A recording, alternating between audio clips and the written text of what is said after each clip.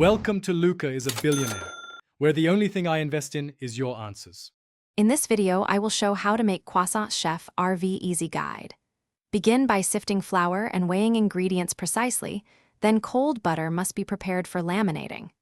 Knead briefly to form a smooth dough, chill for at least 30 minutes, and prepare a plan for 3 turns.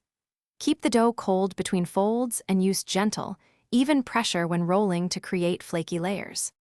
Laminate with patience and a light touch to create the iconic croissant layers. Roll to a rectangle, add a flat butter sheet, then fold in thirds and chill.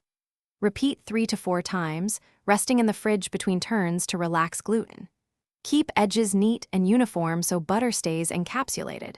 Chilling prevents melting and preserves layer definition, which yields the best oven spring, and shaping and proofing determine final lift and structure of each croissant. Cut triangles with consistent dimensions, then roll from the wide base toward the tip, tucking the tip under to hold shape. Place on baking sheets spaced well apart and let proof at about 75 degrees F until puffy and nearly doubled, usually 60 to 90 minutes.